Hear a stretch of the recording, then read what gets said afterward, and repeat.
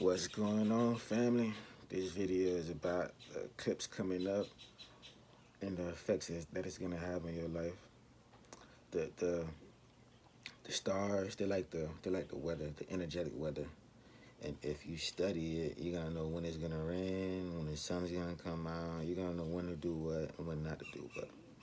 But it's basically the energetic weather. And this this eclipse that's coming up is gonna be a wild one because it's conjunct with Uranus. Uranus is always wild, unpredictable, out of the ordinary. So this eclipse is in Taurus, right? Taurus is all about money, money, money, money, pleasure, food. Anything you can indulge in. That's Taurus, right? Taurus want everything to smell good, taste good, feel good, luxury. All that is Taurus, right? And Taurus is beauty, through because Venus rules Taurus, but Libra's more the beautiful. Libra deals more with the beauty and aesthetics. Taurus is more about the wealth, resources, and stability.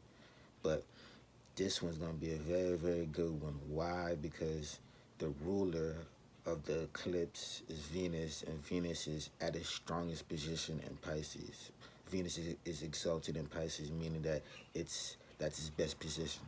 Now, the Venus is conjunct Jupiter, which is the best planet for Venus to be with, and Neptune, the other best planet for Venus to be with. So it's Venus is super super strong, and that conjunction that's happening right now is it's a conjunction of miracles and freedom, right? So for the ruler of the eclipse to be in that position means the eclipse is connected to that conjunction, which means their energy is conducive with each other, right? That miracle energy is going to spill over into the eclipse energy, right? So the eclipse energy is going to be a very, very auspicious, auspicious one, right?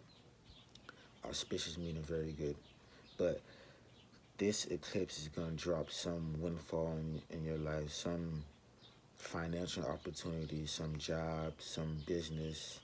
Something's going to open up for you in regards to wealth, resources, and stability, right? Because Taurus is all about wealth, right? Right. Taurus is always know how to get the money, right? Right. Taurus is a very wealth oriented sign, right? Taurus, Taurus, Virgo, and Capricorn are about they're about your jobs, right? Taurus is your investments and how much money you're gonna get. Virgo is your job, your day-to-day routine, what you do in your job, what you actually do on a daily basis. Capricorn is your career, right? With the overall view of your job, right? The purpose of your job, the category of your job, right? So this Taurus eclipse means that some kind of investment that you made is gonna come through unexpectedly and give you a huge windfall of money, or you could invest in something right now that's gonna produce a windfall later on down the line. But regardless, this Taurus is all about the money, money, money, money, money, money, money, and you gotta know which house position that it falls in, right? Because you have 12 houses, right? 12 areas of life. You gotta know where exactly the eclipse is falling in your chart. When you know that, you know what to expect, right? You know what areas are going to happen. You can make an accurate prediction of what's about to happen in your life. Where is it about to show up in your life, right? If it happens in your first house, it could be you initiating something, right? You taking the initiative to make an investment, or initiative that you already took is bringing back a return, a very positive return, because again, the ruler of this eclipse is very good, right? So it is going to be very, very good for most people. Or if it's happening in your fourth house, it could be a real estate opportunity that you invested in, or that you're about to invest in, or something good happening in your family, or a family member could come through and help you out with some resources or a job opportunity. If it's happening in your 11th house, it could be social media, some benefactor coming out of nowhere, right? 11th house deals with the collective, right, and people that you don't know, right? The whole world, right? Somebody could come out of nowhere and give you a huge opportunity if it's happening in your 11th house. If it's happening in your 8th house, it could be some kind of joint resources coming through, right? 8th house is about wealth other people's wealth, wealth that's connect your wealth and other people's wealth connected, right? Taurus and Scorpio, second and eighth are opposite to each other, right? Taurus represents your money, Scorpio represents other people's money, right? Scorpios are very good at using other people's money to gain them money, right? Taurus in general is good at starting from the ground up, right? Using their wealth to build more and more and more and more wealth, right? But Scorpios could actually end up having more wealth than Taurus because Taurus is all about benefactors, right? Just like the 11th house. Not Taurus, Scorpio is all about benefactors, just like the 11th house. And Scorpios are able to gain benefactors that trust them with money.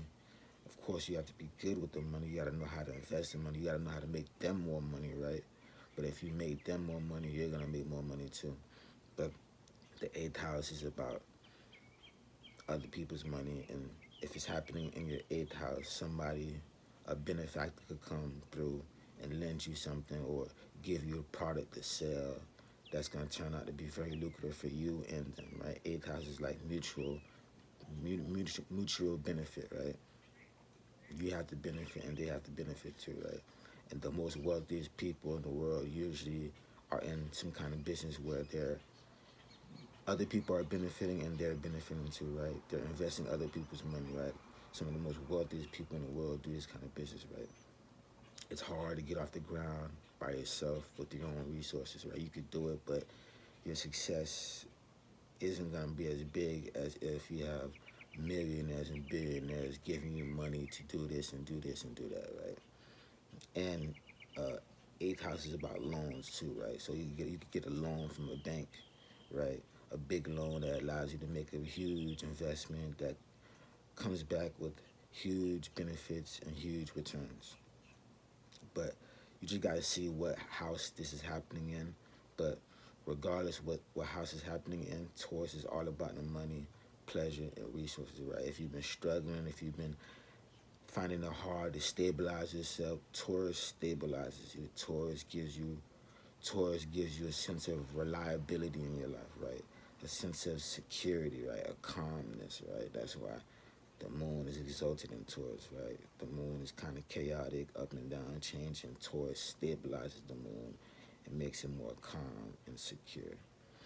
But regardless of what house is happening in, this is going to be very beautiful for a lot of people. And because the ruler of the eclipse is in such a miracle type energy, it's going to be like a miracle investment. And Mars is sextile the eclipse, so it's going to be like it's going to be something that's going to come quick, something that's going to force its way into you, something that's going to have some kind of aggression, some kind of action orientation applied to it.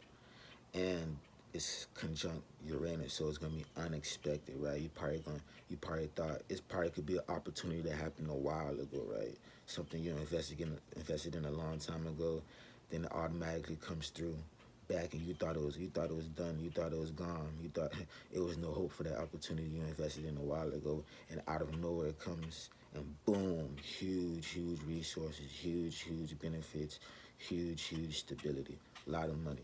Taurus is all about the money. But you got to see where this is happening at in your house to better predict what's going to happen in your life, right?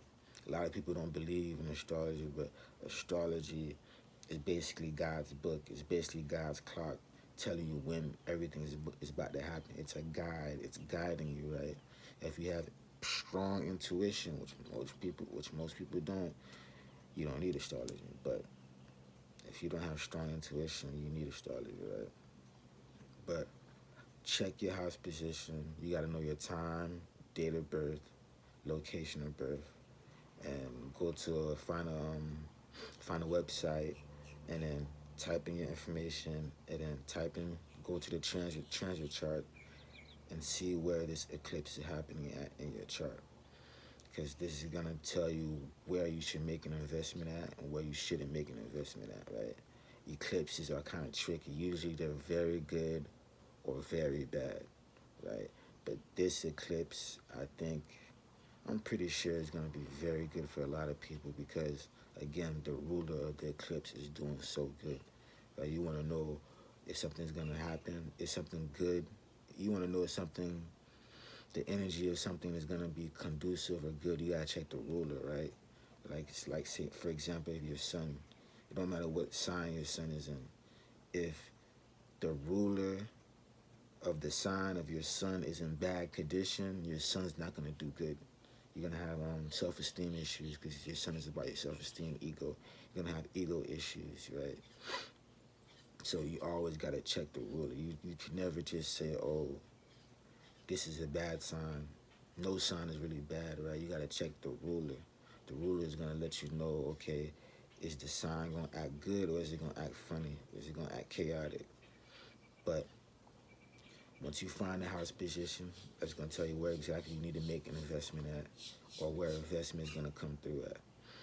And if you gotta use your intuition too, right? Because astrology doesn't tell you exactly what's gonna happen. It gives you a good circle. It gives you a good circle of area of what's gonna happen. It gives you a good probability, a spear of probability of what's gonna happen, right? You gotta kind of use your intuition to pinpoint where it's gonna happen. But it scopes in. It focuses in on where this opportunity is gonna happen, right? It gives you a very close proximity, right? To find that exact proximity, you gotta use your intuition, your mind. But once you get those two in sync, you're gonna be able to make crazy moves. You're gonna be able to know exactly what to do, when to do it, how to do it.